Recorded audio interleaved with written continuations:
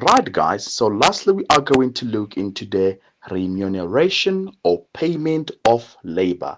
The payment for labor or the payment for the supply of labor. And we're going to look into the two types of remunerations that labor receives after it has sold its labor at the labor market. Guys, remuneration of labor is simple. Labor receives either a salary or a wages.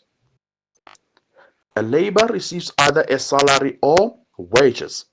And as we alluded and when we're doing the classification of labor, we drew a distinction or we drew a line between what we consider to be a monthly income and what considered to be a weekly income. And what do we call a monthly income and what do we call a weekly income? Okay. Right. So remuneration for labor consists of salaries, which is an income that a worker or employee receives per month. This is a fixed amount of income, regardless of how many days a worker worked. That is a most important factor to take into consideration when you try to understand what is a salary. If an employee works for 2 days in a month, it doesn't matter whether they worked 2 days in a month, they will receive their salaries in full. If they have worked for 30 days, they will still receive their salary in full because salary is fixed. Okay? Salary is fixed and is an income that an employee receives on a monthly basis. And the second remuneration that an employee receives is what we call wages. This is an income that is paid to the worker or to an employee on a weekly basis. What we said is important is for you to understand the difference between nominal and real wages. We have nominal and we have real wages in the economy. And it's very important for you to be able to distinguish between the two and be able to draw a line and be able to contrast in any question that you're provided in the examination or any during any of your formal assessment. Guys, what is a nominal wage? Nominal wage, it is referred to as monetary wages. This simply refers to the monetary wages. We refer to as the monetary wages. And what do we mean by monetary wage? It's the amount that the worker receives per week. Meaning this is the money that you receive if you earn 2,000 rand weekly.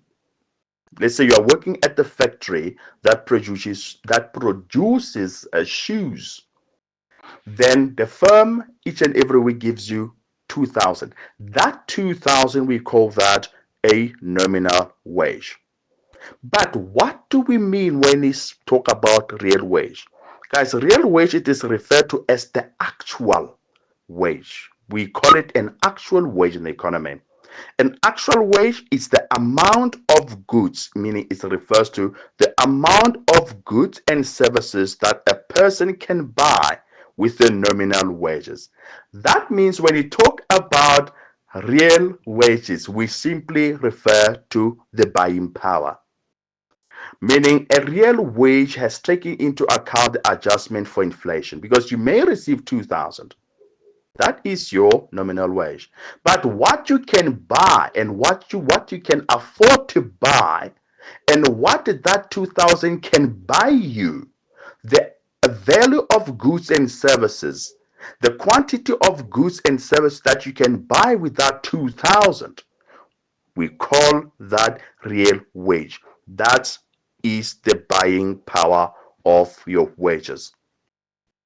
That is why you always hear your parents at some point say, my wages need to increase because I'm now no longer able to buy the 50 kg maize meal. I'm no longer able to buy 5 kg of chicken because the prices are too high, but my salary remains the same.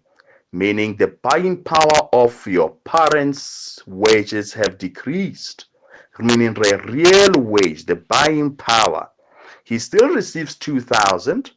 That is a nominal wage. But that 2,000 that he receives today is unable to buy him what he used to buy with 2,000 in 2024 last year in the same period. I'm still together.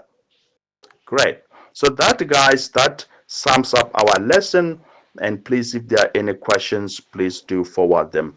Thank you for joining us today, this lesson, and I hope it has been fruitful, eye-opening, exciting, and thrilling.